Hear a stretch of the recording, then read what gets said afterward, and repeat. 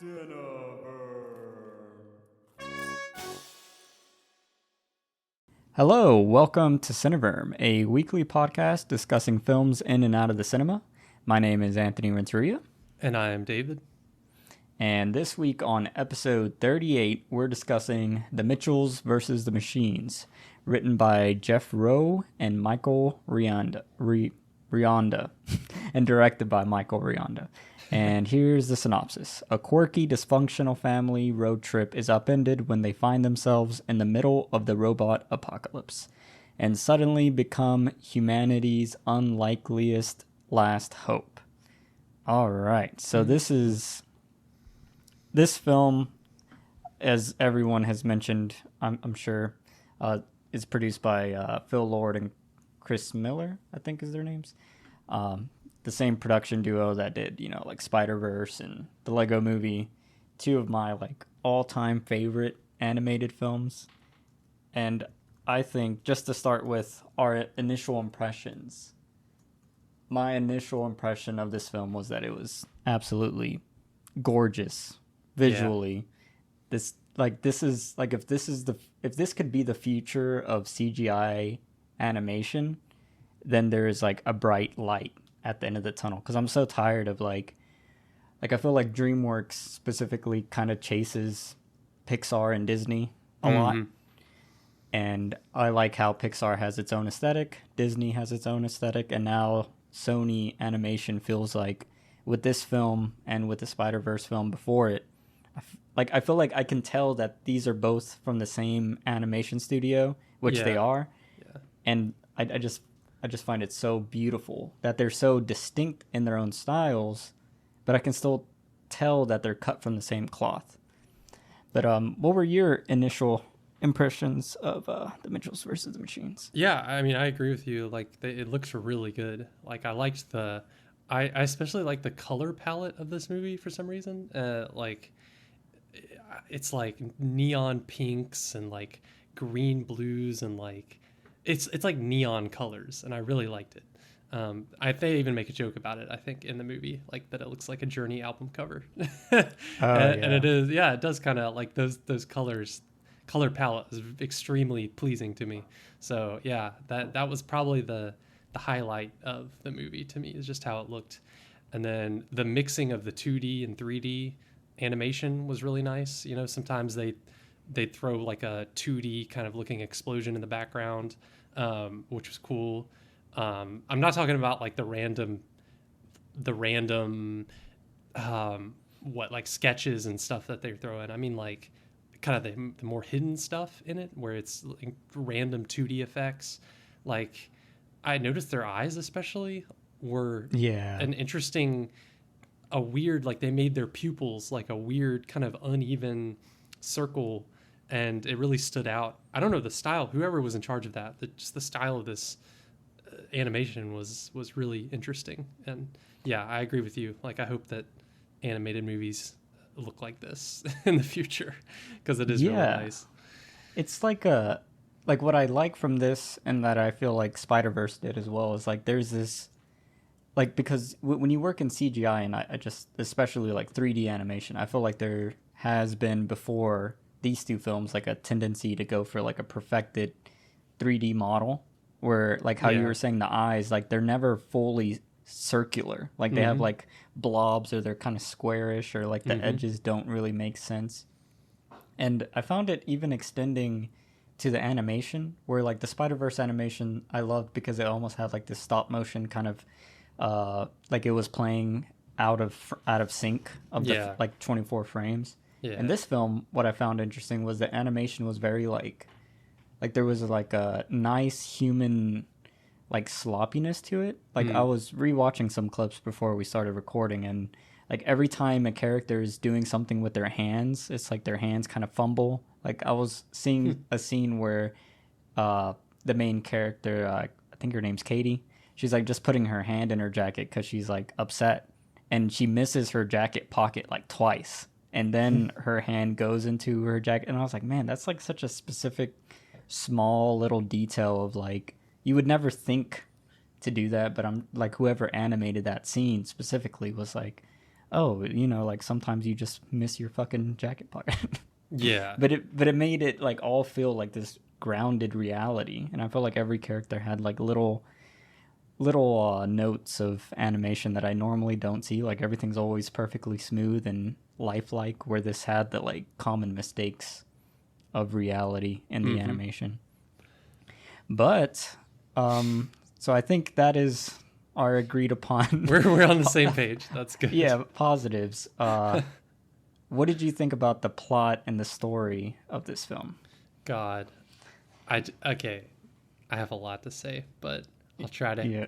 keep it brief. All right. First off, I was very annoyed at the beginning of the movie because it's this genre that the best phrase I can think to describe it is like family porn. It's like the movie is so painfully designed for families to watch it, and but not all families. Like it thinks that it's designing itself for a universal family, but also it's like a very specific kind of family that I feel like it just completely alienates anyone else watching the movie. I don't know. So I know it's a family movie film, but I feel like the best family films aren't so painfully obvious in like their themes and what they're trying to do, and they're just the cliches, the tropes, the like, oh man, we're all so weird, it's just like, it's just the quirky, oh, we're so quirky, like every member of the family is quirky. Like I hate that cliche. The Just from the very beginning of the movie, they start with the a scene of chaos and then freeze frame, and then the main character's like, yeah, that's me. It's just like, it's Yeah. just, oh god, just give me a break. That was so, yeah. I the characters I didn't like any of the characters really, really, or the human characters. I'll say I didn't like any of the family members. They were all annoying in their own way. I liked the robots characters way more than the human characters, because I think most of the good humor in the movie comes from that part of it. Yeah. But God, just the family is just so, uh, like All they're, right. So, yeah. Go ahead. oh, well, I was gonna I say could go on. before I forget about the beginning, I will like hard agree that the first like 10 minutes of this film, like that whole intro that you're talking about, which I thought I was watching the trailer, like the movie, because it was on Netflix, and I was like, oh, this is a trailer, but it's like literally the intro of the film, and it's probably like bar none one of the worst intros to a film I've ever seen, because it doesn't make sense. And like I was rewatching it now, and I was like, well, maybe it makes sense, like like some movies the beginnings make more sense after you've seen them or whatever. I mean, but this isn't that kind of film. But yeah, that the beginning is absolutely horrible. And I don't understand why they decided to start the film like that when it's supposed to be like a family. But with what you were saying about the family, I do agree that a lot of the family elements feel like that generic kind of family tropey, like we're all quirky and stuff. Like it felt really forced when I don't think it had to be forced. Like I feel like you could have done this same thing and just minimized some of the like forced quirkiness. Yeah, it felt really really forced. Like just every character in the family. Like we got the main character who's I'm just so weird, like the main character teenager that thinks they're really weird, and the movie seems to think that, oh yeah, she's really quirky and weird, but like in reality she's very ordinary. And then on Yeah. top of that, like she's supposed to be like 17 or 18, but I would have never, unless they talked, except for the fact that she's about to go to college, like she acts like a 13-year-old. So I was like, Yeah. is this really like meant to be like a 17 or 18-year-old? Then they did horrible. I don't know if you share this opinion. I'm super curious about this one. Like her little brother has the voice of a 40-year-old. And to me, it's not funny. Like it doesn't have comedic effect. It just completely just draws me out of the movie every time he talks. And it just, I don't like his character because of that. His voice was horrible. I don't even know who the voice actor is, but I'm like, It's the why? director. Oh my god, that makes it even worse to me, because then what? He Yeah. just need to voice a character in his movie? But yeah, stupid decision. Uh, Oh man. I hated that, and The dad. Let me just cover all four of the family members. The dad, All right. just so stupid it hurts. Like not even like in a realistic way. Just like he makes a lot of really really stupid decisions in the movie where you don't like him because he's so stupid. So it's like I understand like the teenage daughter, the main character also doesn't like him because she feels like he's stupid, but like objectively outside of her perspective, he's like painfully dumb, and it really makes you not like him. So then I'm down to like the mom character, who is the least annoying out of the family. But then she's also very cliche because she's like on Facebook all the time, and she's like jealous of another family that's too perfect, and then her only other character thing of note is that she whatever when she the cliche of like when her kids are threatened, she turns into a monster, or like a superhero, all of a sudden, and it's just like, oh wow, yeah, who could have expected that? But it's just like there's nothing interesting about any of these four characters, and they're like our main characters in the movie. And I don't know, I just feel like with animated movies especially, like the characters have to be likable. Like you have to be invested in the characters because you're suspending your disbelief so much. Like with the animation and stuff, it's like you have to have really solid characters, and just all these characters were just so annoying to me. All right, rant Yeah. over. So I agree with a lot of the things you're saying. Not as strongly though. I agree that like overall the writing was really weird because I feel like I especially went into this film expecting a very high quality thing just because of the reviews and the critical Yeah. like response to it, and then the people involved. I mean, I was beyond excited. Like everything, every check mark for this is going to be a great film was checked before like entering this film. And then like literally the intro just like set my expectations all the way down to the ground, and I was like, oh my god, this is gonna be bad. But I will say I do like the characters. I do think they are not written as well as they could be. Like the dad, especially. I feel like his trope, like the trope of he's like a well, it's like it's a bigger problem than the individual character. I feel like the whole narrative has like a very fundamental big issue. That it'll probably be best to get into the spoilers, but yeah, like I enjoyed Katie a lot. I liked her character, which is like the lead character. I do agree, like it was very weird because I thought she was like a middle schooler going into high school, and then it was like, oh no, she's going to college, and I was like, wait, why is she so youthful? But I guess it fits with like because she's like a content creator or whatever. And that's the Yeah. other thing. Like, I feel like they had a perfect seed of a story. Like, if you were to write down a kid wants to be a filmmaker and a dad is unapproving of her films, like that automatically would be a 10 out of 10 in my book. But Yeah. because I mean, that's like that just resonates with me. And I Right. guess I did connect a little bit with her, but I didn't. And that this is like what like I want to get into the spoilers is like how I would have changed that element to make it resonate even more because I feel like the whole crux of this story doesn't really make sense. But I liked Katie, the little brother. Yeah, he was strange. I'm assuming he has like some sort of like he has like That some that's the other thing that for him, I just like, okay, they're hinting that he possibly is on the spectrum, yeah. but they never do anything. It's almost like, have you ever heard the term queer baiting, like for film and film theory, where they have two characters that for people who are looking out for it, like it's almost like, oh, are they gay? Like, are they? And then, but they don't ever do anything that outright shows or proves that they're gay because they don't want to turn off, straight audiences. This is almost like The Luca thing. yeah, but this is almost like that, but for for the spectrum. Like, I don't know, Yeah. there's probably someone has come up with a term for it. It's almost like spectrum baiting, where they have a Yeah. character and it's like, oh, okay, he's like obsessed with dinosaurs, but I mean that could be a normal little kid thing. Little kids get obsessed with things, and then it's like they just kind of drop it. Nothing that doesn't inform his character at all. If the little character that he has, I mean, I don't know. It's just, so I was like, what's the point of even hinting at that? I don't know. Yeah, I mean, I liked how he did have that. Like, I imagined he was on the spectrum or had like Asperger's or something, or Yeah. some kind of thing like that. And I like how they didn't really bring it up, but I do agree that maybe he could have had more to do.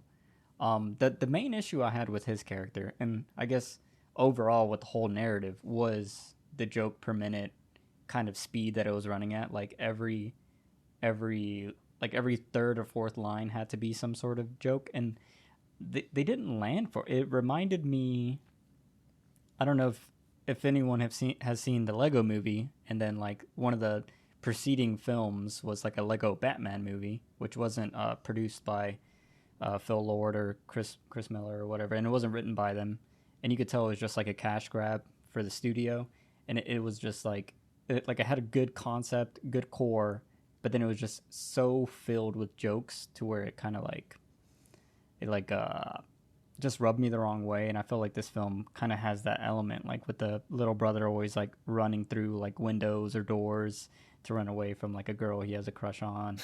It's like those little elements make the characters feel unrealistic, and then it like kind of reminds you that you're in a kids film, where I feel like there was enough without that where you could have had a, you know, like a more grounded film with these emotional beats and this family narrative, and you could have had the jokes intermittently. Like they didn't have to be like, just keep the quality jokes and, you know, throw away the rest. Like I don't believe in the idea that you have to shove it full of jokes, you know? Yeah. And but yeah, And they really, oh, sorry, go ahead. Sorry. Oh, well, I was just gonna finish off by saying like the mother and the father, I feel like the mother especially was kind of like the blandest, but I mean, there was moments that I liked of them both, but it was, yeah, like they didn't really like writing wise grow in the way that I was hoping for them to. Like especially when the bar is set so high, I feel like with the Spider-Verse film, like it would, like everything reinforced that emotional tension, and I think that is overall the problem with this film, is that like what is the actual problem of this family? You know, is it just they don't respect each other, but like why? And then what is the thing that fixes it? And I guess this film it's a robot apocalypse, but it I don't know. Yeah, it's not enough, you know. Like it's just a genre trope. Mm-hmm. Yeah. The other thing I was going to mention about the humor, I feel like it's the elephant in the room that we haven't talked about yet, is when they would just throw in random memes or internet videos or what, like actual videos, all of a sudden just throw them in as a joke. That just really didn't work. Like was very annoying and like super cringe. Like it, like in the beginning and more towards the end, there's the clip of the father screaming, and then something about Katie saying like, oh, he reminds me of like this orangutan or something. Yeah. And then it just superimposes that monkey's face over his face, and they're both like I've never seen that in a meme or on YouTube. No. And it was just the most cringy thing I've ever seen, because like I didn't understand if it was a joke, and if it was a joke, what was funny about it? And then they played it again. Oh yeah, one funny the first time, one funny the second time. It's like, it was just so God. weird. I even looked it up. Like I was like, is this a thing that I like? Am I like the dad? Like I'm too old, I don't get it. But there was nothing online. Like I've never seen that. No. It's like a random YouTube video that someone found, and oh God, there's a line where she says there's one where it's like, I guess it's a scary moment. I don't even remember the exact moment. I just wrote down this line because I was so annoyed by it, where she's like, maybe this would be less terrifying with the cat filter, and then you just see a bunch of, you know, animated cats' faces or whatever on top of what's happening, and it's just like, oh my God, it was stuff like that. It was stuff like that. It's like you're watching a movie and then your annoying, you know, niece is sitting next to you showing you memes while you're trying to concentrate on the movie. That's what it feels like. Yeah. That's exactly what it feels like. See, like that stuff I didn't like when it was like like her narrating and then adding element on top of the film, but I did love the like intermittent 2D splashes when things were happening. Like the car would be like speeding through the road and you'd see like hand-drawn sparks, or you'd see like Ooh, her reaction with like flames, but it was all 2D. Like when it was the film, when it was a part of the film aesthetic yeah. versus when a character was saying blank and then they show blank, or like the joke is blank and then they show blank, versus like those other elements felt like they were kind of weaved into the story, and like that I liked a lot. Even some of those though, I know like those you're talking about, random little hearts or thunder or whatever, like little emojis behind the characters. It reminded me, I guess, because I saw it recently, the original Squad movie, Oh where my that god. kind of aesthetic, where Yeah. it's just throwing extra stuff on the screen to keep you entertained. But it's like, God, this movie's already so dynamic. Like they didn't really have to do any of that. Well, I feel like that the purpose of that was to highlight Katie's internal imagination. Yeah, So like that's how she's experiencing everything. true. But oh man, Yeah. Uh, man. I guess But yeah.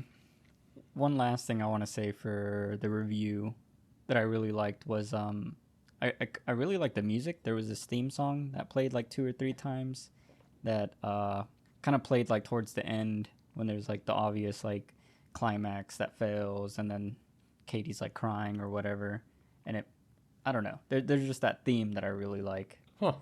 I wish I could hum well and I would hum it, but I can't. Did you But it like? had like this cool like Blade Runner type like sad.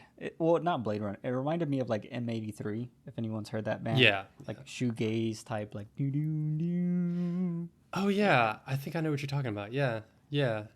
I forgot It was about just that, but yeah, that was interesting. Musical kind of yeah. genre to use.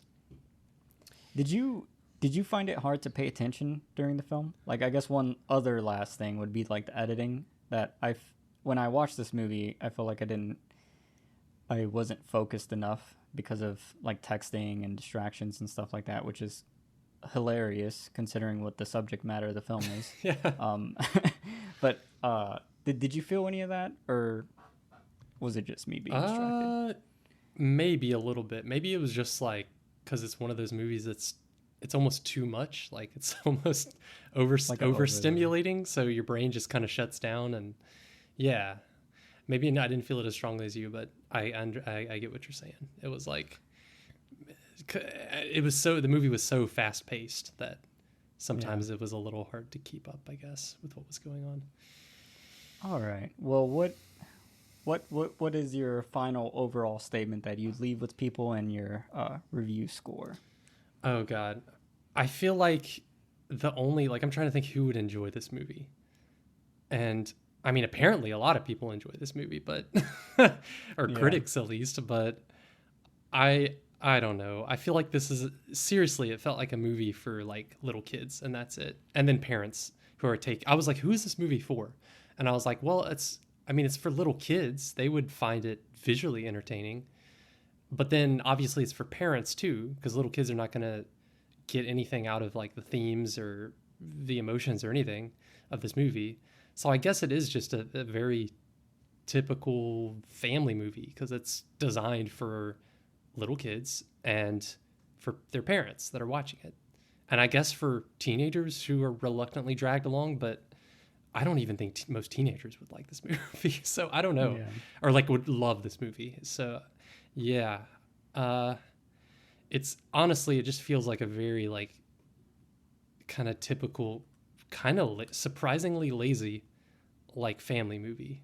And I'm going to give it a 4 out of 10 just cuz the four like lower than 5 average just because the humor and the characters I feel like just really were not up to par with everything else, like the animation and I mean even the yeah just the visuals, just the visual aspect of this movie was really good, but was above average, but the humor and characters were way below average, so it just kind of Yeah.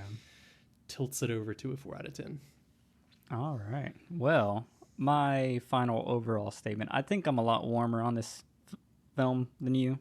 I enjoyed the visuals. Like it's insane how like I was just like pausing the film and I'm like I would hang that on my wall. Like just every frame of this is just absolutely stunning.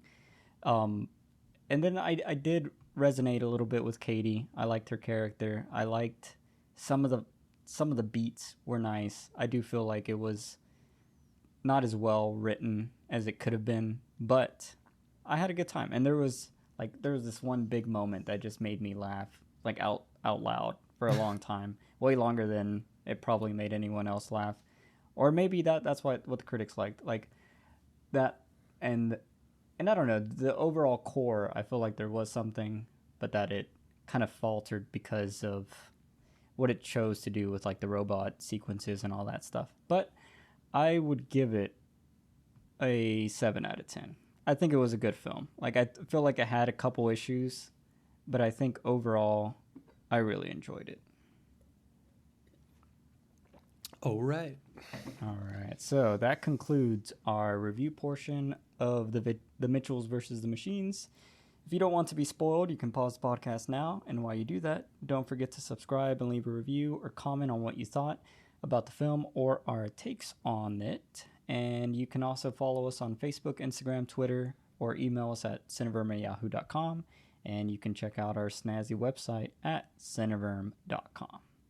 All right, David, let's spoil this thing. So, I guess one thing I want to talk about is that you found the robot stuff enjoyable, and that was like honestly, I guess I'll finish off what I was saying in the non-review, which is I feel like the biggest problem of the film is that the whole robot apocalypse has nothing to do with what this family is going through, like at all. Like the whole like I feel like they were trying to do the kid going off to art school or whatever, or like doing their passion and the parent looking down on them. Like I think that element was amazing, and I wish they would have just made a film about that. And then they had this whole robot apocalypse that was talking more about like how cell phones and the internet and whatever like taking over, but it doesn't say anything substantial about that. And then that doesn't support the emotional arc of a father looking down upon their child, not thinking the art that they create is art. What did you like? Do you agree with that hypothesis? I guess so. Yeah. Like it didn't really give any chance. I mean, I guess it just allowed them to bond. I guess it was just an excuse for that. Like it was just time for them to bond and understand each other. If that's like the emotional arc of the movie, is that the father and daughter just need to understand each other better and they'll be nicer to each other. So Yeah. I guess a robot apocalypse did accomplish that. But see, I mean, like, like and if, it allowed them. I mean, the dad was useful in the end. So and with also the screwdriver. her art, yeah, and her art was useful in the end. So, yeah. I mean, more like the robot apocalypse stuff. Like I just more liked like the humor of that stuff worked so much better than The family. any of the family humor. Yes. Yeah. Like those were the scenes that I actually laughed. I think I laughed a lot when I was watching this movie. Like, Yeah. especially at like, I don't know, like the whole intro of the tech, the guy that's in charge of this tech company that makes the robots that go wild. I mean that whole scene was funny to me for some reason. There's just it was fairly good parody of just like a of a tech company and like just getting out of control, and I don't know. And the robot characters were funny to me, like the two robots that follow them around and pretend to be humans. For some reason, I found that really like all of their stuff was really funny. Whoever did the voices for those two robots, like did a really good job because they made the stuff funny. I don't know. It was I think it good. was Fred Armisen or something. Okay.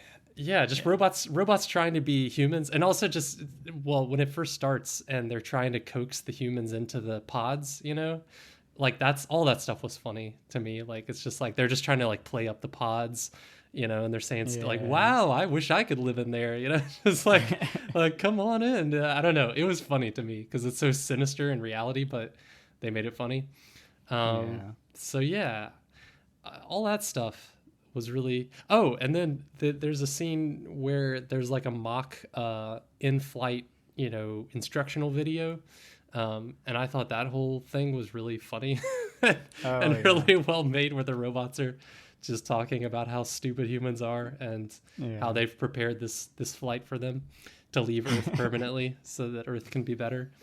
So I liked all of that, and even some of the dumbest stuff about the robot stuff. Like for instance, the Furbies, like the introduction of the Furbies as the monsters. Like I was like, oh god, like one part of my brain was like, this is so pandering, like nostalgia. This is for like the millennials, watching this movie. Like, oh look, Furbies, you remember Furbies? But then the other half of my brain was like, just getting nostalgia over all the like Furby noises that I hadn't heard since I was a little kid. So I was like, oh, that's fun. That was a fun, Yeah. absurd thing to do. I mean that's the scene that I was talking about that made me laugh out loud. Like I Yeah. lost it. Like because I mean I've always thought Furbies were really weird looking. Oh Like they yeah. would fit more in like a Gremlins type film than what their cuteness was supposedly always aspiring to be. Right. And then when the giant Furby like exploded out from the little store and then it spoke in like this demonic voice and then you just saw the subtitles and it was like Yeah. let the dark harvest begin. Like I lost it. Like it was so stupid and so evil. And then oh my god, and it just kept going and it's like shooting beams out of its mouth for no reason. Yeah. No real reason for that, but yeah. No. Yeah. Which leads me to a very funny point. As I was listening to an interview with the director and the two producers, and apparently, like that was like one of the hardest scenes to get because like the Furby company didn't want to allow them to use. They didn't want to give them the rights to use Yeah. Furbies in the film, Uh huh. and like the director was like talking to like a publicist agent or something. And he was like, and like the agent, I guess he doesn't understand what Furbies are.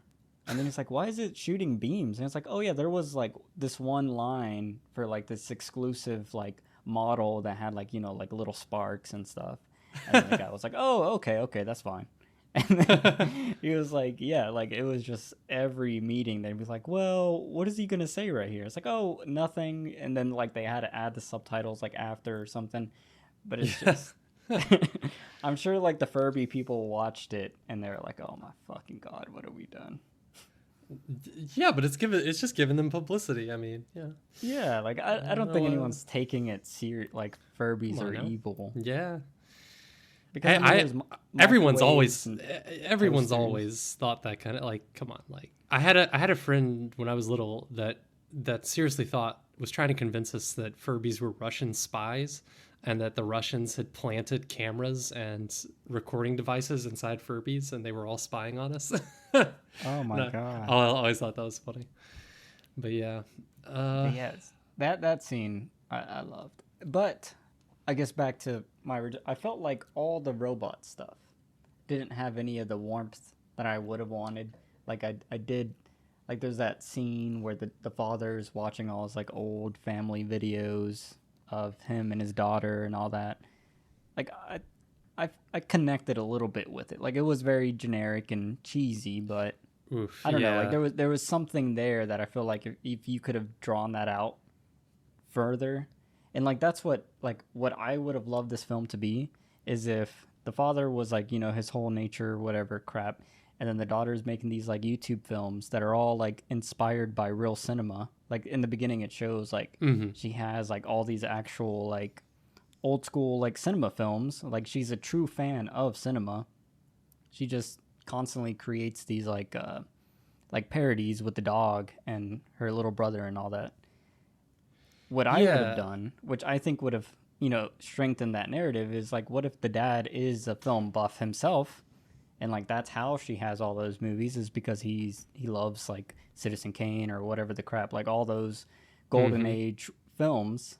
And then when she shows him her films, he's like, oh, this is just like YouTube garbage. Like I don't get it, like, and Ooh, I feel yeah. like I would rewrite it to where it's like you're not really making your own film, you're just making parodies of other people's films, and parodies aren't real films. It's not real like I feel like that kind of argument would have been really nice, because you're having two characters argue about the same thing, and it's just a different perspective, and it's him denying the fact that her art is meaningful. And then like I feel like that would have made it all make sense, because like I don't believe if she made the stuff that she made, she would get into film school with that stuff. Like just me knowing what film school tends to be, like it's very what is the word? It's very like pretentious is what I feel from a lot of film school people that I've met and known, and like what their programs are.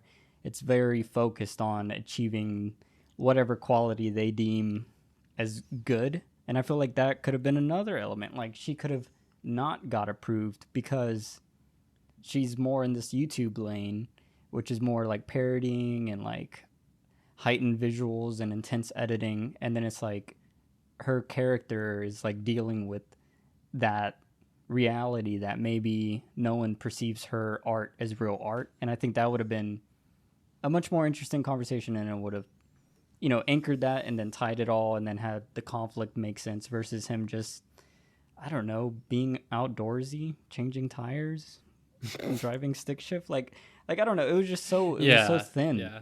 I agree. Like, yeah, his character's so generic dad that it's like, that would have been sort of the first part of what you said, like where if let's say he really liked movies, but he liked a really specific kind of movie, like an old, what a dad's like, generic dads like old war movies and like old westerns and stuff. Yes. And it would have been funny if, like he actually is a film buff, but maybe she never realized that. She never thought of him that way just because he likes a very certain specific type of movie. But then as the story goes on and develops, like, or something, because of something that happens, let's say something that he saw in some old movie he used later in the movie to defeat, a robot.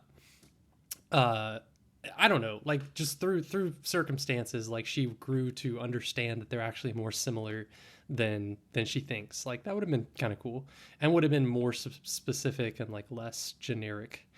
Yeah, that makes sense. Yeah, I feel like, I mean, we already said it, like how the robot stuff didn't add to it, but I guess one point that we haven't talked about is the phone, like the actual PAL enemy, like the big bad villain. I think it's voiced by Olivia Colman. Like I like the voice acting that she did in it. And there's the scene where she's like flopping over the table. That was fun. Like screaming in a rage. Like, oh yeah. She's just like, let me flop around in a rage or something like that. Yeah. Mm-hmm.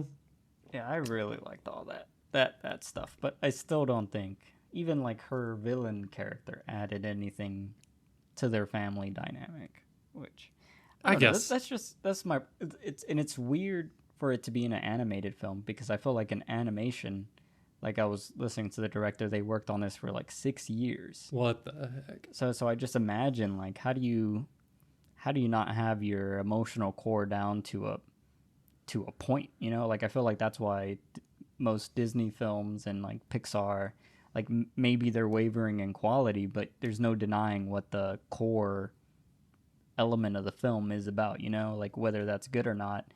And I feel like this one didn't really have that singular, like, oh, this is about blank. It's about family.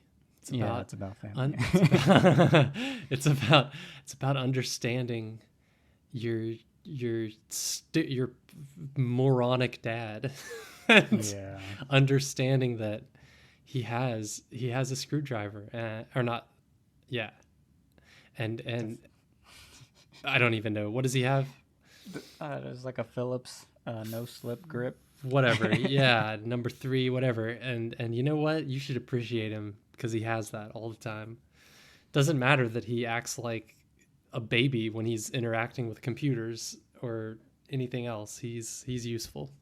Yeah, and you should appreciate that. It's just like, oh god, he just made, let me like some things that he did in the movie that were just so dumb. I was like, what the heck? Like, I know it was supposed to be funny, but like when he accidentally breaks her laptop, and then he's like, I'm gonna make this up to her, and then the next day he's just like, yeah, instead of flying to college, we're gonna go on a road trip, and here's a coupon for free stick shift lessons. It's like I was like, this guy's like, it almost seems like he's evil. Like he's so stupid he's actually like malicious. I was like, I know it's supposed to be funny, and also I know that they have to take a road trip in order for the plot to happen, but I was just like, wow, like that, like if he did that, I would think that he just is some kind of sadist that that just takes, he's so out of touch that he just takes pleasure in like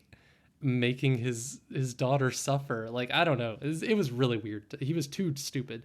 Oh, and then let's flash forward to the climax in the movie where the villain plays the video showing the daughter basically saying like that the nice things she said to her dad were fake. She was just saying them to whatever, to help this make him feel better or whatever. And like he's on the controls of this little pod that they're in, which is very important. Like they're going to defeat the villain, and because he sees that video, he's so distracted by it emotionally that he lets his hands slip off of the controls and they go plummeting down, and it's a big like, oh my god, they're gonna die. But then these characters are just which is a totally different topic. These characters are just so indestructible that I never felt afraid for their safety, or you know what I mean? Like they were indestructible. Like, but no, but back to the dad thing. It's like he couldn't have held it together for like a few seconds. Just like, would that really be so distracting that he completely loses focus and lets his hands slip off the controls? I was like, it was just another moment where I was like, is he this stupid? Like that he can't save the world, like hold his emotions together for a second to save the world. Like, I don't know. I was just like, this guy's just like, he's like too pathetic. I don't know. He was just, he was too pathetic. And then, yeah. I will say about that scene, the visuals were fantastic. Like when the little pod is actually like falling down and they do like the red blue, like light like flashes on their faces as they're like crashing, like that was just pure beauty. Yeah, I agree. It was a little forced. I wish there would have been more moments of the daughter kind of talking shit about the dad, and then that would have been like that one moment, and then he's like, oh my god, what a like she sucks, and then like another moment, and then another moment, then another moment, and then he's like, what are we saving at this point? Like, I think that would have been cool. I don't know. But yeah, I was like, the other topic is just the fact that I never felt like they were really in any danger, because the movie just kept kind of erasing that. Like that fall, the way it was showing it, it was like, oh god, like they're gonna die, like they're all gonna die or something unless something happens. But then they just land on the ground and they tumble over and they're all fine. And I'm like, okay, so like what was the deal? Like, I feel like we've reviewed another movie recently where they did the exact same thing, where it's like they show characters in danger, or like, oh, this is a big danger, and then it's not at all. Like the thing happens and nothing happens to the characters, and it's like, movies need to stop doing that, because it diffuses any tension that you're trying to build up. I never felt like and then they introduced the big scary robots for another example. And like these robots are seen, they can just like chop the smaller robots into just tiny little pieces. So, and they move incredibly fast. But then, it's like, okay, this is a big threat for the family. Like, what are they going to do when they meet these robots? But then in the scene where they do meet these robots, I think it's after they tumble out of the little pod, like the daughter and the son like easily somehow escape. Like they just run out a door, and the big robots just didn't see them, and then they somehow make it all the way out of the facility. Like the next shot you see of them, they're like way away from the building, and they're going into the woods. And I'm like, how did they get out of the facility with all of these robots swarming around it? And it was super hard to get in. And I don't know, it was just like, wow, okay, another thing that I'm not afraid of at all, because they can just easily like sneak away from them, and it's whatever. I don't know. So just like things like that. And even the smaller robots, like they're not really, I know it's a kid's movie, like I know, but you don't want to excuse it too much because it's like nothing was scary really. Like I never felt like the characters were ever in danger at all. Yeah. They were never really threatened. I don't know.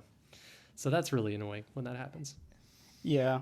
I like the design of the like high tech robots or whatever, like the killing machines. Yeah. But yeah, I agree. Like at that point, I was questioning like obviously it's a kids film and like the logic doesn't really matter, but it was weird how they were like constantly referencing this was in 2020, and then they had the PAL robots, which I was like, all right, maybe like I guess there's some like Honda robots in like Japan, but they're not nearly as smoothly moving, or like what is it, the Boston Dynamic robot or whatever. Yeah. Like I wish it was more grounded, and then like out of nowhere they had like gravity beams, and I'm like, and then like the new robots are like nano.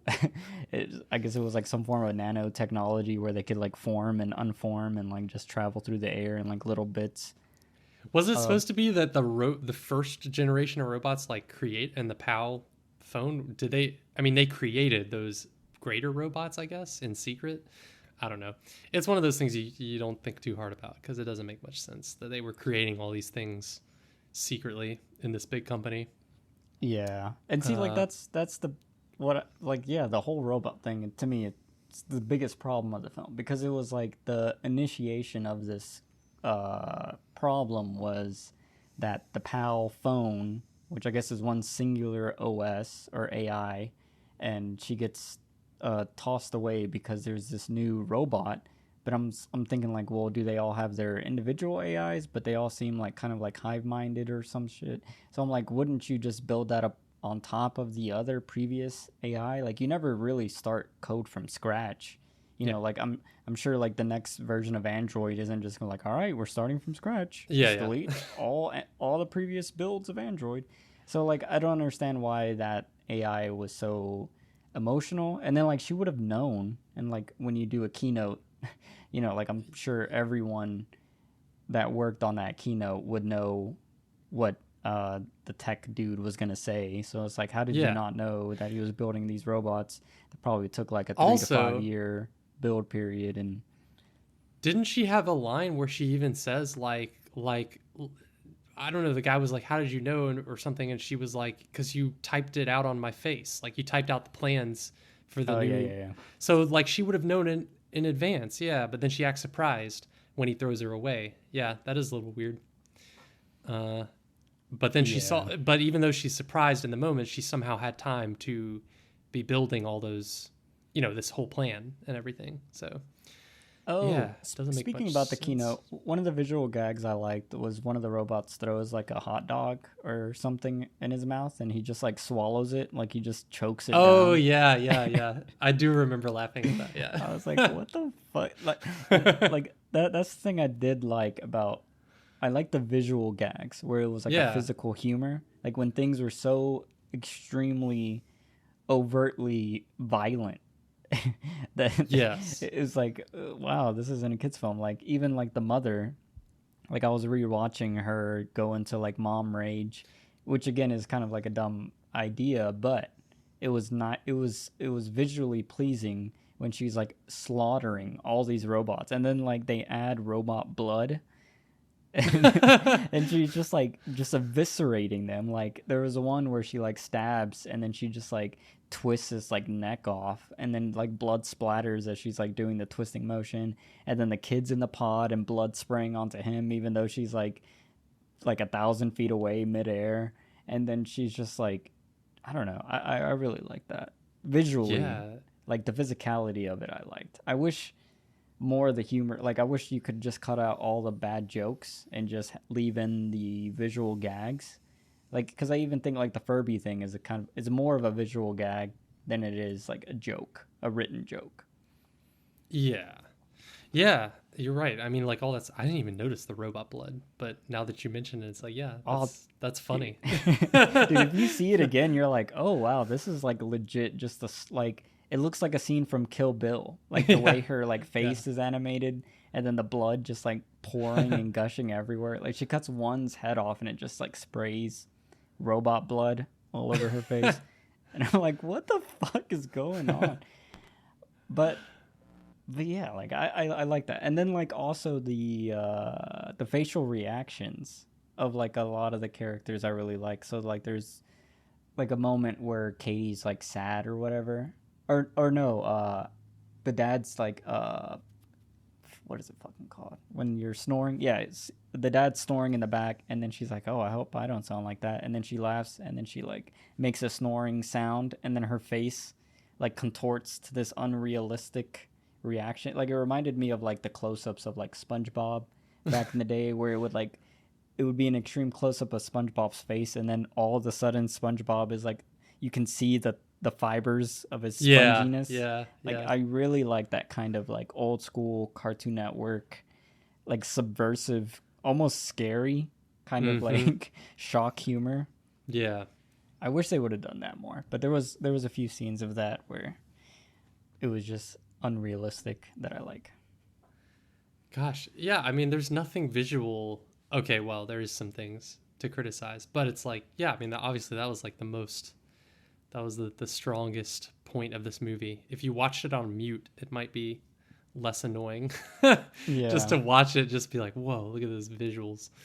But speaking of that, one joke that I didn't like that they like said multiple times was the dog, whether it was a pig or a dog or a loaf of bread. I liked that. Not Really? gonna lie. Yeah, I thought that was clever. I thought that was a clever, like, all right, they're using the AI and whatever the technology theme.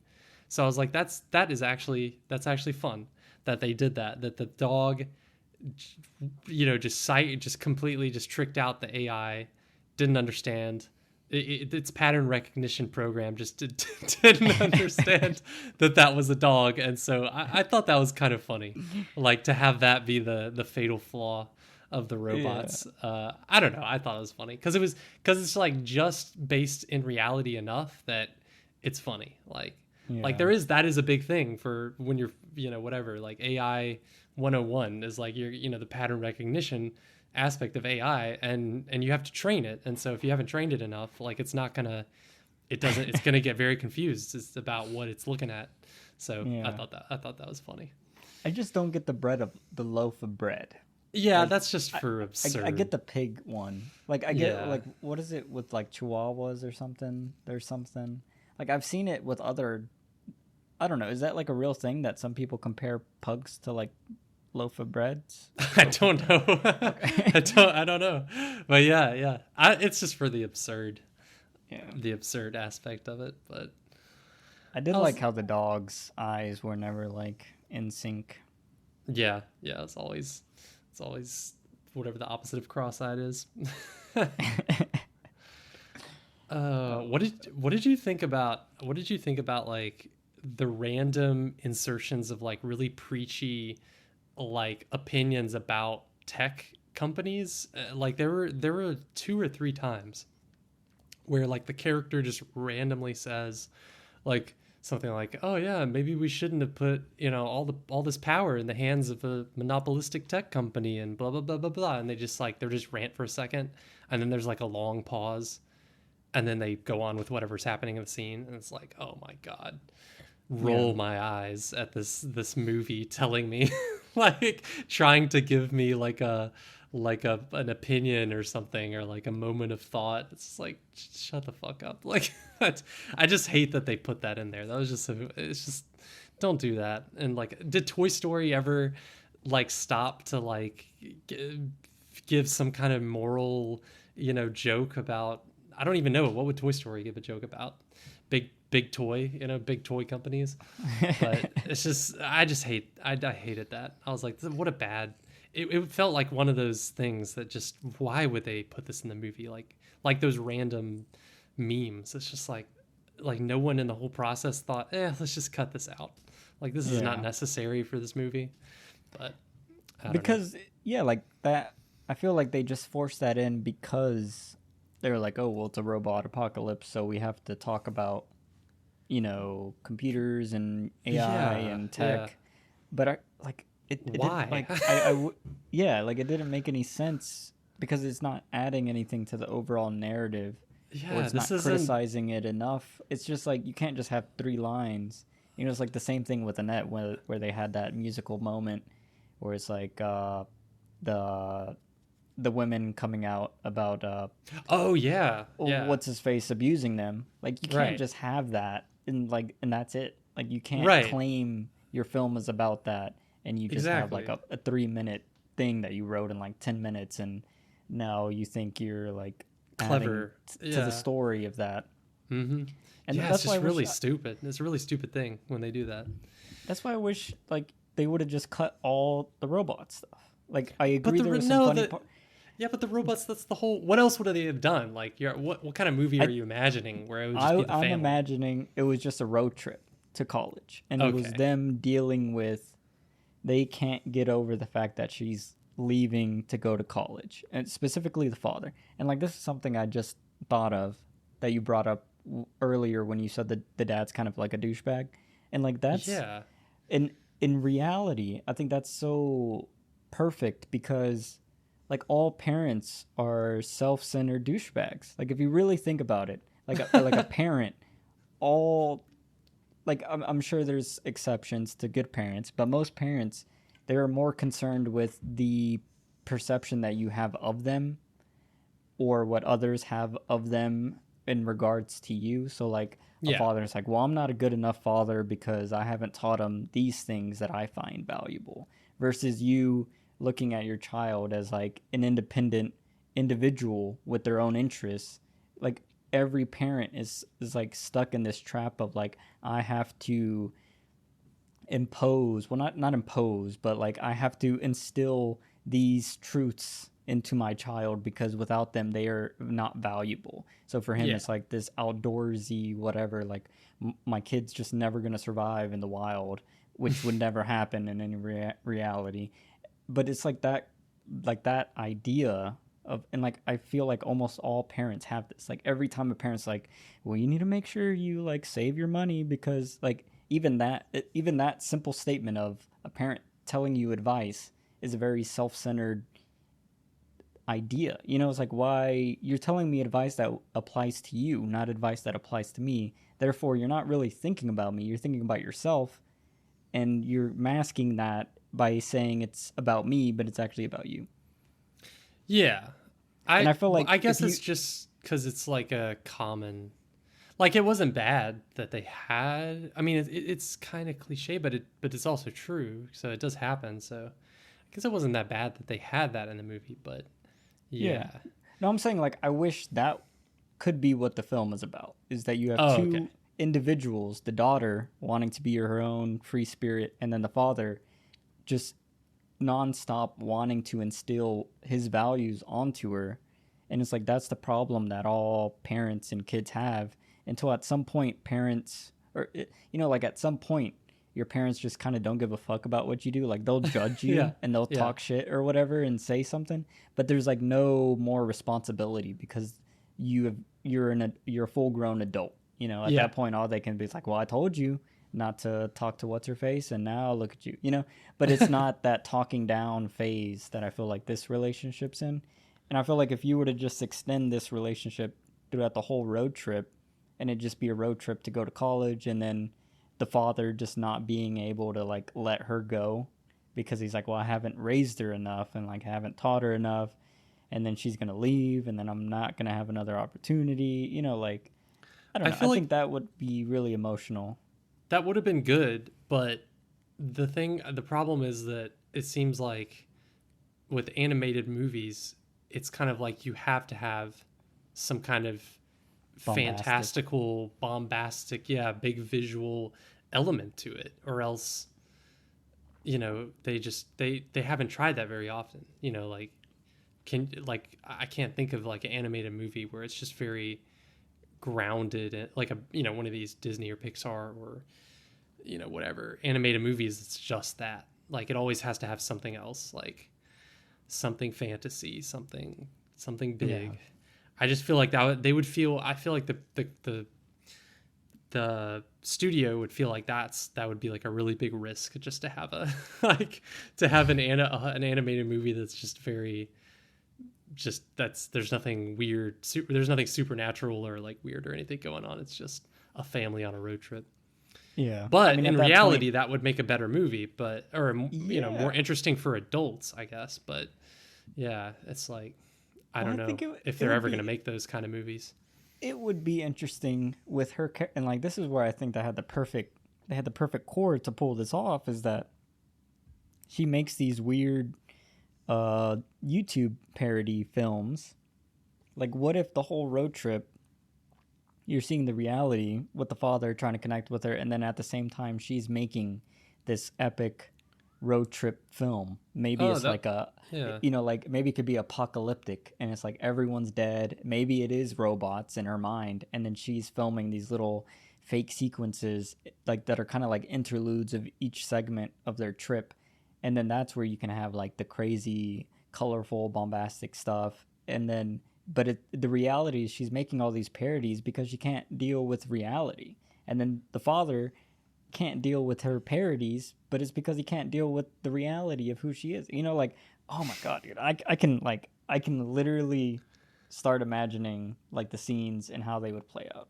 Like, I'm fucking yeah. hype because it's No, like I see your version. I would definitely be way more interested in watching that because than watching this again. Yeah, yeah, it's I could see it. essentially what Studio Ghibli does. Like Spirited Away and like all his films in a weird way you can imagine they're all just mental states of the young child. Like Yeah, you can kind of imagine that these are all imagined situations. So like you could technically pull off the same thing with this and like have her imagination be the like subversive reality of the film, but then there's the moments where it snaps into pure reality where she's with the father and then the father's scolding or whatever's happening during the road trip and yeah. it's like yeah, I don't know. I could see it. I could see Pixar pulling it off because it's kind of like what you're talking about is sort of why the Toy Story movies, for instance, are so Yeah. critically acclaimed and stuff is because it Mm-hmm. mixes those things. Like it's an animated family movie, but like there's a whole handful of like moments that make it really emotionally like meaningful, like and not in a cliche way. I'm trying to think like why is this so much different than Toy Story 3, that had that the it had the same theme, didn't it? I mean, briefly, like the kid going off to college, Yeah. and Yeah. like the emotions that come with that. But it wasn't cliche. It wasn't so stupid. It was actually just poignant, So I Yeah. don't know. I don't know how you pull that off exactly. It's kind Well, of I like it's think a magical formula. I guess it's not so easy. yeah. Pixar makes it look easy, but like this movie tried to do it in a lot of ways. Like you mentioned the scene where he's just watching home videos, which I felt like was just a really, really bad, just clumsy attempt at trying to do what Pixar does. Mm-hmm. But I just feel like every time this movie tried to do that, it didn't work. Like the Yeah. home video stuff, and the old looking at the old photo albums, and oh yeah, it just didn't work. Like, but maybe that's because they didn't because they focused more on the fantastical elements. But I don't know. I think it's harder than it looks to make that kind of movie. I think it's hard, but I don't think it's hard because it's creatively hard. I think it's just hard, like, uh, well, financially and like just with the market. Like I agree that it would be like impossible to greenlight that kind of film unless you have the prestige and pedigree of Pixar. But I mean, like that's why it works for them is because like, and I've read books on their process with like the studio heads and stuff, and like they have a simple mantra which is like what's the core of the film, like what's the emotion, like everything has to support that. Every scene or set piece has to some way impact the core emotional idea of the film. So like in Toy Story, it's about their relationship and their purpose and them constantly wanting to be that source of entertainment and enjoyment for kids or like whatever it is, but like everything kind of collapses onto that core idea. And I feel like if this script went to Pixar, they would look at the robot thing and their first question would be like, how can we make the robot thing amplify the core family emotion? You know, like you think about Inside Out, or even like Finding Nemo, like everything has to do with whatever the problem is in an emotional capacity. And then like you can have super enjoyable moments like spring out of that. Like I feel like that's a difficult part, like making those funny, enjoyable moments for the kids and the families, but it all has to be in service of like the emotional core. I don't know. I guess it's just a different philosophy of Yeah. filmmaking. Yeah, that I don't know. I don't know what these creators' processes was like, if they were even thinking about that. Because I mean, obviously their focus is the visual, and breaking ground visually, I guess, in animation. Well, it's just weird because like I feel like Spider-Verse did it perfectly. Like, because like if you think about what the Spider-Verse film was about, which was about that young Spider-Man, Miles Morales, like having the fear, but then eventually getting the courage to become like Spider-Man and superhero, and then like his relationship with the dad in that film, like that, I heavily connected to that. Like there was that scene where the dad was outside the door and he's like taped up and he can't respond, and the dad's like just like telling him, like just spilling his emotion to his son. Like that's the kind of moment I wanted in this film, and I'm just like, damn, like why didn't Lord and Miller push this director and these two writers to like achieve that emotional peak, you know? And I feel like the Lego movie part one did it as well, where it's like it's just this little Lego brick trying to save the world, but it's also like very emotional because he's trying to be special when maybe he's not, or whatever, you know? Could it be as simple as like, I mean, I'm looking at like a chart on Wikipedia of Phil Lord and Christopher Miller stuff, and like the Lego movie, they directed it and they wrote it and they also sort of produced it, so it has their full whatever. If you think it's them, like it has their full power. The Spider-Man movie, they didn't direct it, but Phil Lord helped write it and they both produced it. So it's like, okay, he's part of the writing process. But then with this one, they didn't direct it, they didn't write it, they just produced it. So it's like maybe that's it. Maybe this, I don't know. Maybe it's them as directors and writers that puts that part of it into their projects. That you're talking about, that we would value. Sauce. Yeah, but if they're not directing it and they're not writing it, it's not going to come through. So maybe that's just it. Maybe it's just as simple as that. I don't know. But yeah. But yeah, that's all I have to say about that. Imagine scenario. Like, I don't know. I've been thinking about it all day. I'm like, God damn it. Like, I would, because now, like, you know how we were talking about, like, I forgot what film it was, but it's like once you have a kid wanting to be a filmmaker, like, I feel like you have to kind of wait 2 or 3 years before you can, tackle this idea again. Wait, what do you mean? Yeah, like it'd be weird if someone made another film about a kid wanting to be a film director. Oh, gotcha. And they made bad YouTube videos, and oh yeah, what'd you think about her actual content? Like, did you? Yeah, I was gonna say like, yeah. I mean, it's one of those things where like when you have movies with like an artist in the movie that's making things, and then they show the things that they're making, and it's always kind of like, not great because that's not, I don't know, that's not the focus of the movie. Like, like it's hard enough to make a movie, so you're not going to like put much effort into making a movie inside a movie, or like a book inside a movie or whatever. So I just felt like I was like, I mean, in reality, if this girl wouldn't be that popular and her videos wouldn't be that popular, this is like, unless this movie's set in like 2008 or something, but it's not. So they could have set it back in like 2008, or somewhere closer to like the birth of YouTube, and it would have made sense.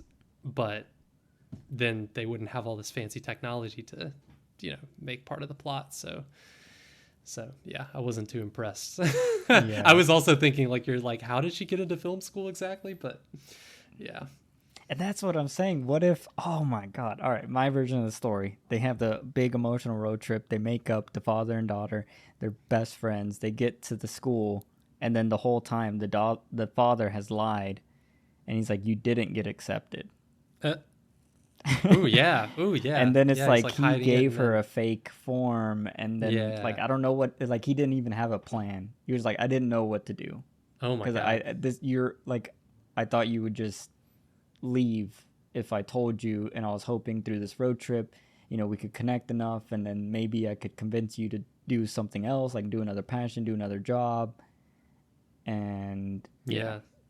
because like I find so I have a script that I kind of written uh like 60 or 80 pages, so like basically a full script, but I find the idea fascinating of a story following an artist. And you know how like every artist says like, oh, I'm not a good artist, and like I don't know, I don't have it, like the self-doubt or whatever.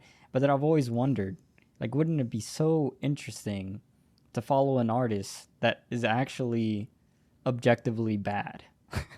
like like the script that I have is like a writer, and she's like trying to write the script and she's trying to make it, but then like everyone around her is like it's really bad, like it's not good, like we just want to tell you like maybe you shouldn't be a writer, because like a lot of the podcasts and like books I've read, and like every book on writing is like some people just don't have it. And I've always wondered, like, and it's kind of in me too, it's like, what if I just don't have it and I'm just one of the people that just can't realize it, or like I'm not aware of my own incompetence or whatever. And I just thought, or I just think that would make such a like fascinating film, like following an artist that no one finds competent. Like they think their art's good, but it's like no one else sees the value in it. And I think you could do this. You could do that. You could have done that with this film, because I feel like a lot of people don't find like spoof, uh, parody stuff, Yeah. like actual art. And I just think that that's an interesting concept and a way to approach it. Like I wish I would have came up with that, because I would be like, oh my god, yeah, this is perfect.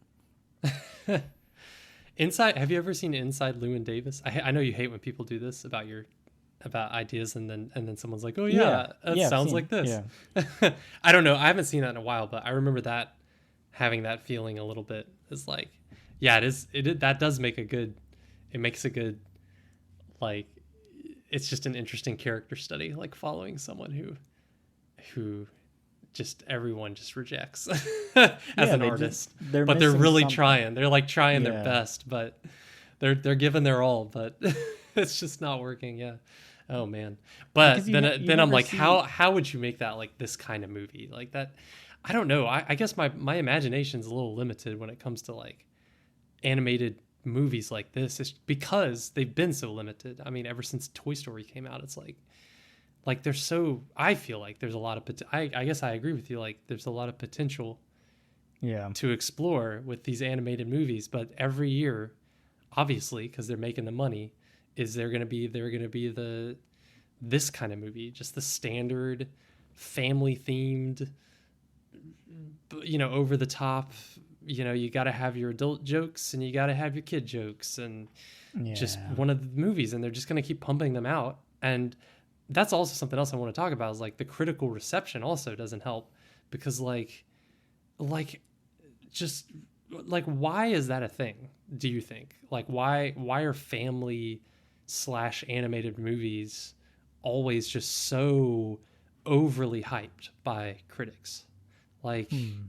is it because it does seem like they give family movie animated movies like way more of a pass than any other genre of movie. Like if this Yeah, was a live action movie, they would not give it it would not have a 98% on Rotten Tomatoes. Or if it wasn't designated as a family movie, it wouldn't have a 98% on Rotten Tomatoes. Like why is that? hmm.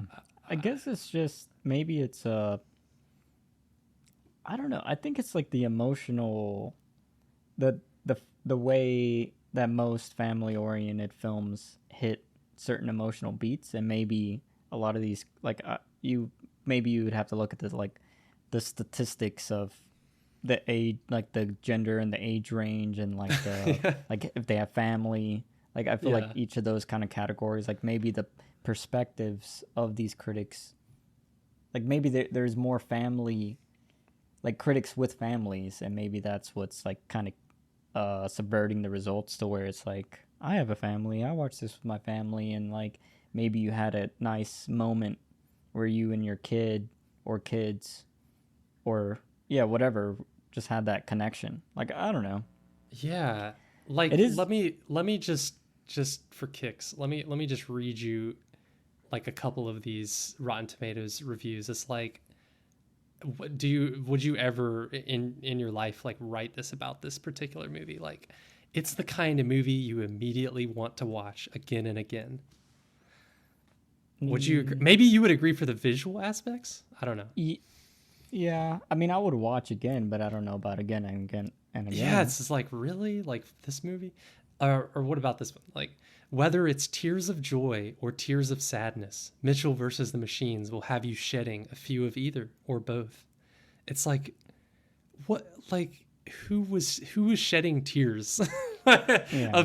of any kind watching this movie and like whatever like it's just such a overly like they overhype these movies and it's just like ridiculous like even this one like in the Mitchells versus the Machines family life is a brilliant ever-changing collage. It's like not really. Like I don't know like even with the theme of family it's not like the movie didn't say anything particularly poignant about family and it didn't like you're pointing out like it didn't even focus on the family that much. It was more like the kind of the robot technology part of it sort of overblew the whole family aspect. So it's just like Yeah. I don't know these critics need to chill about these kind of movies because it's like it is like annoying that like you'll look at, like before I watched the movie I looked at the Rotten Tomato and I was kind of hyped too. I was like dang like 98% for critics 88% audience like wow like this must be like a really one of those touchstone animated movies like this must be really brilliant or something. It's like and you watch it and it's just not that. And it's like what are all these people doing? Like why It what's the hype? that makes me think like yeah, like when I was like I was trying to rewatch a little bit of it before we recorded, and I was like, maybe I missed something because I had said previously I'd listened to a lot of podcasts and a lot of people were just yeah like over the moon, and like I don't know, I guess it's just how some people connect with films. Like maybe because I just read one that was like this was a complete takedown of the tech bros in Silicon Valley, Oh my and I was like, god. what? There was like Cry me or yeah. two lines. But so like in that respect, if this person believes two lines is a complete takedown, then the like single scene of an emotional moment must have really brought them to tears.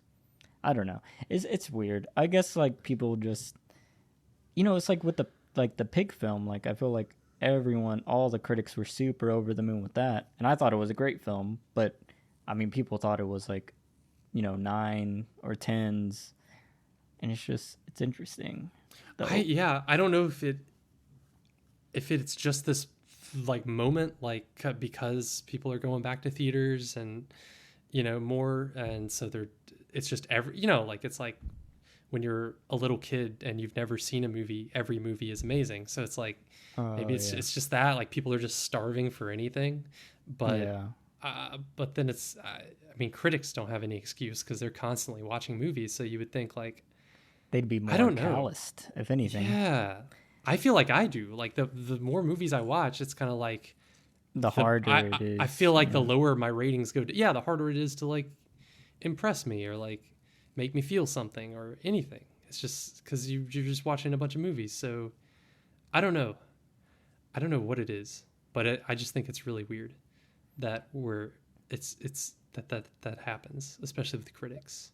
Are Yeah. they just trying to please whoever's reading there? Is it just like they're trying to keep their job kind of thing? Like I don't know, but it's annoying, especially with websites like Rotten Tomatoes, where it's just like, you go there to kind of like decide if you're going to watch a movie or not. But yet, Yeah. certain genres, certain types of movies are just so overhyped you can't even trust I mean, what the would you say critics is anymore. the other genre that you would say is overhyped? Like the indie Oh man. film or Oh god, I don't know. Yeah, maybe I'm just talking about family maybe movies? I'm just talking about kids and families specifically. That genre is just like, or I mean, sometimes it's just movies that are like, oof, I don't want to get too political, but it is a lot of times movies that have some kind of political spin to them, Oh like yeah, yeah, especially a liberal political spin, like they're gonna get overhyped. yeah, You're not gonna be able to trust the score because it's just, and you just read all the reviews and it's like, oh yeah, like the one you just said, like, oh yeah, like they focus in on one aspect of the movie, like maybe the politics of the movie, and they're like, yeah, this was like such a epic takedown of whoever or whatever, so it's like that's another genre that you can't really trust. yeah. And This then is this. and then just the Oscar bait type movies where you're just like, Oh yeah, okay, I'm looking at this and yeah, it's almost like a broader genre because it's the same thing as these animated kids movies. Like they touch the right buttons for people, but yet people still appreciate them. They don't realize that the only reason they like the movie is because of nostalgia or because of really broad emotional themes that are meant to, I don't know, I just feel like they're too manipulative, and it's almost like people don't realize that they're being manipulated, and it's not like it's a good movie, it's just that it resonated with you because they included these themes that are just universal themes. Like, I don't know, I think I'm too cynical. I don't oh know. yeah. But It's interesting because I've been watching and listening to a lot of like old Siskel and Ebert like reviews and shows when they used to do like their thing on television. yeah. And it's so strange because they like gave a lot of quote unquote like classic movies like just horrible ratings. Oh yeah. and Yeah. and like I was listening to one thing they said about film criticism, and it was like you have to, stick with whatever you felt out of the movie, like don't change Hmm. because, someone says whatever about like whatever you experienced was valid, and like that's what you need to portray.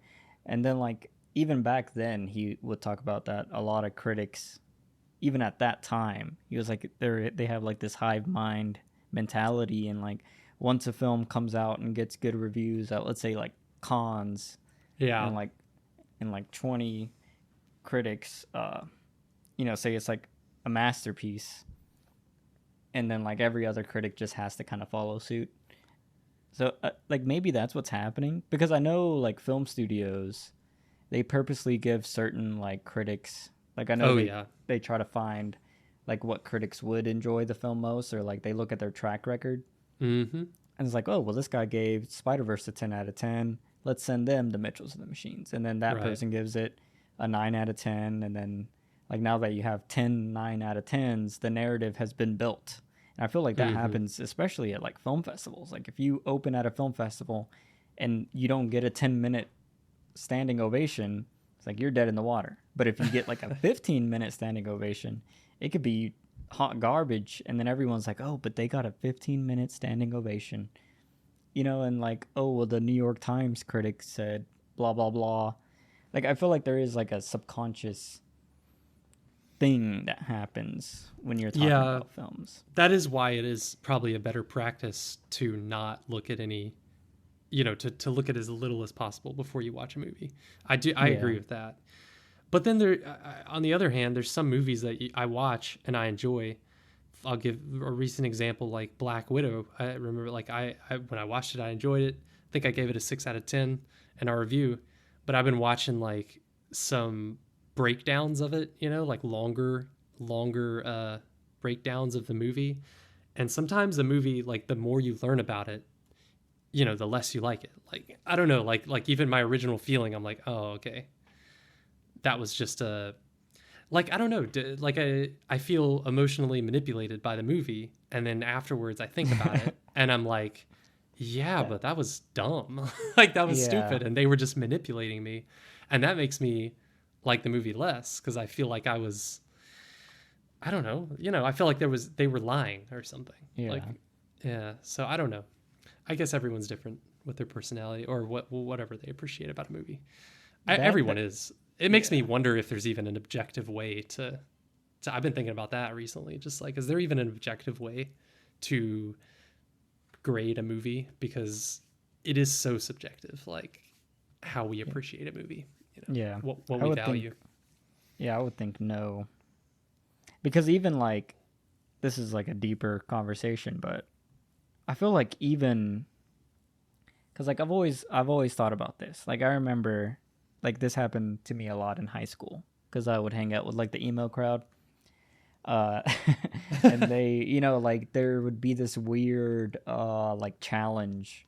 It's like, well, my mom's dead or like I had this happen in my family or like my dad's an alcoholic and like Hmm.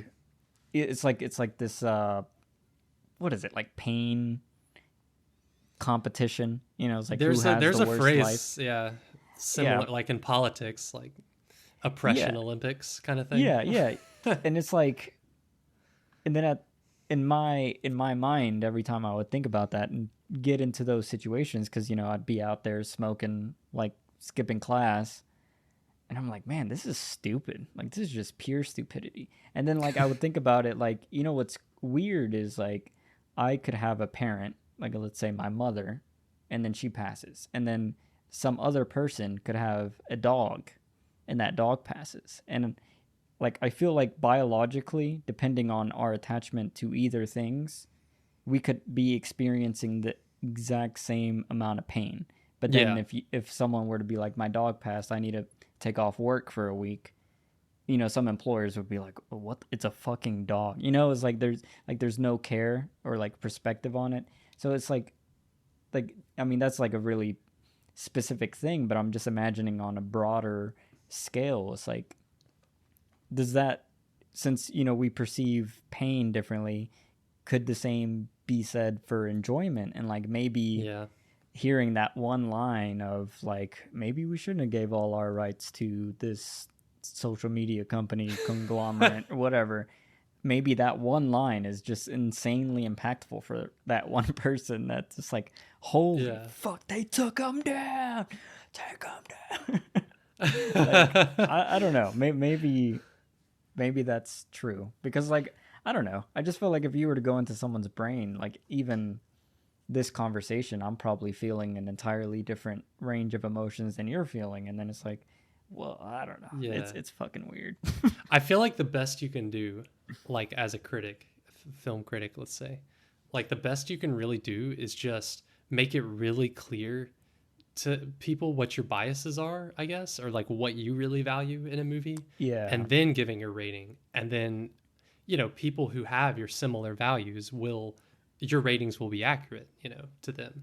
But people who have different values, they'll also get something out of this thing because they'll know like, oh, okay, I don't value that in a movie, so I probably would not enjoy this movie, and they'll know, not to waste their time.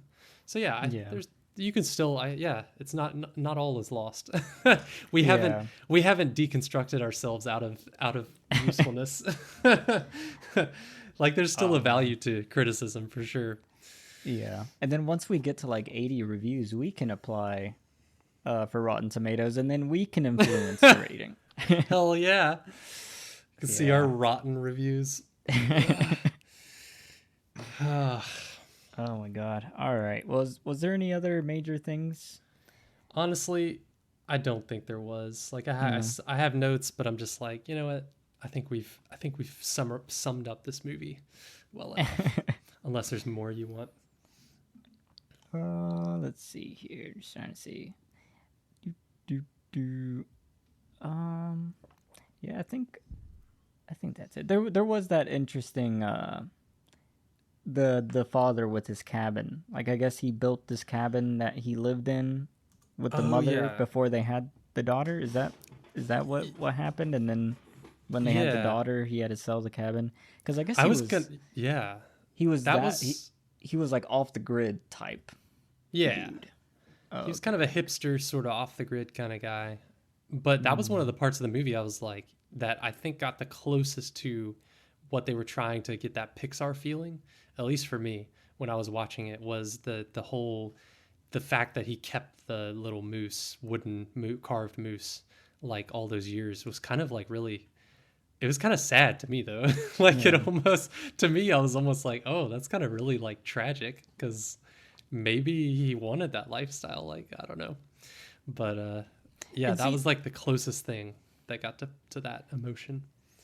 yeah, and again, in my version, you could have dug into this way more by him purposely doing the road trip to like cabins and like big parks and like they're outdoors a lot, and you could see the little the shreds of the life that he wanted, and like I don't know, I feel like you could have dug deeper into that because it was like I found that moment emotional just with the Hmm. little moose and all that thing, and like that's something I would do, like I would, because I don't think I'd move past that, like I would be like, oh, like if I had to give up the podcast or something, like I would, because I'm definitely like a memento type person, so like I need to Yeah. have something to always remember that time or that experience or whatever.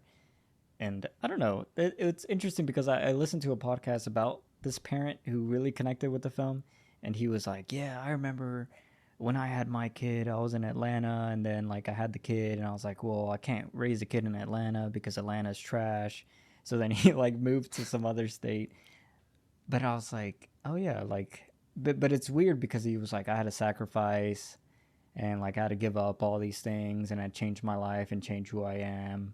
But now I have a beautiful daughter. But I'm in my mind, I'm like, well, do you really have to like shred every thing about your previous identity? Like, I don't know. That seems kind of Yeah. tragic to me. Like I hear that a lot with like when people get married, they're like, oh, well now I'm married, so everything's different. And I'm like, well, that doesn't sound like a great marriage if everything's Yeah. fucking Yeah. different, man. Like, But that is a cliche, yeah. So, but I do, yeah, I do feel like I feel like they did it. That was as close as they got to that yeah, Pixar, the feels yeah. of those movies. But But anyways, I think that will conclude our spoiler discussion of the Mitchells and the Machines. So thank you so much for listening to this episode of Cineverm. We would be grateful and humbled if you could leave us a review with your thoughts or comments, and if you could share us with your friends or family, as that helps us in our journey to spread the love of cinema. And we'll see you next time. see ya.